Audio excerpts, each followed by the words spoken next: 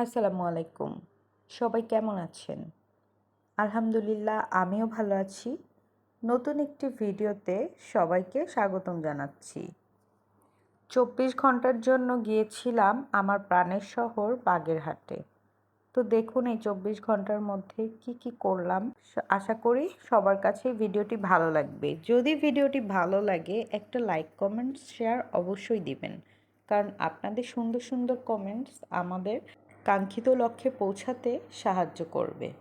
এদিকে টানা ১৫ দিন ধরে বৃষ্টি হচ্ছে বাগেরহাট এবং শরীয়তপুর সব জায়গাতেই।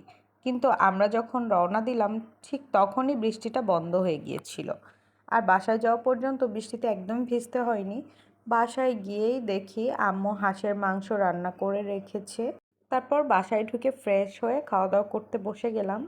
খাবার খেতে বসে দেখতে পাচ্ছি যে আমার আম্মু আমার পছন্দের হাঁসের মাংস আর সেমাই পিঠা রান্না করে রেখেছে। তো অনেক বেশি ভালো লাগছে কারণ আমার এটা অনেক বেশি পছন্দ। কার কার আমার মতো হাঁসের মাংস আর সেমাই পিঠা পছন্দ করেন অবশ্যই কিন্তু জানাবেন। এরপর খাওয়া দাওয়া শেষ করে বেরিয়ে পড়লাম বাগেরহাট বাজারের উদ্দেশ্যে।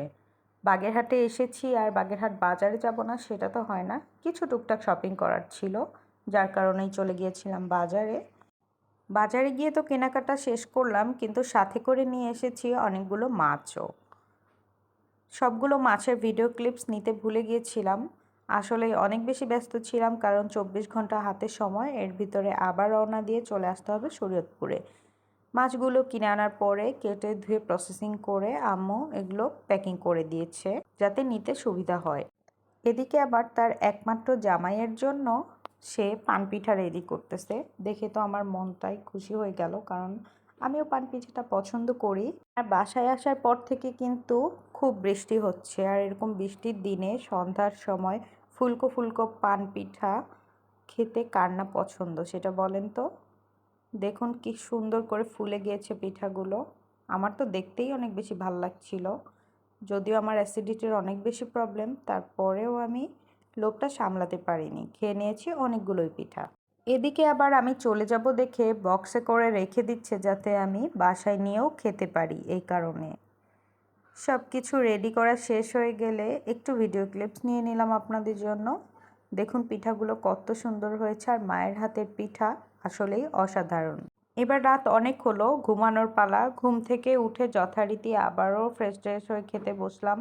এদিকে কবুতরের মাংস রেডি করে রেখেছে আম্মু।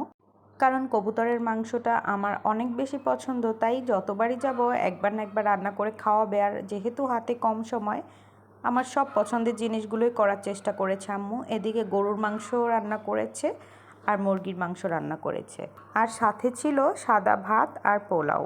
এত বেশি ব্যস্ততা ছিল সব কিছু আপনাদের সঙ্গে শেয়ার করতে পারিনি। যতটুকুই পেরেছি চেষ্টা করেছি আপনাদের সঙ্গে শেয়ার করার। এই ছিল আমার আজকের ভিডিও। দেখা হবে নতুন কোনো ভিডিওতে নতুন কিছু নিয়ে। সেই পর্যন্ত সবাই সুস্থ থাকবেন, ভালো থাকবেন। আল্লাহ হাফেজ।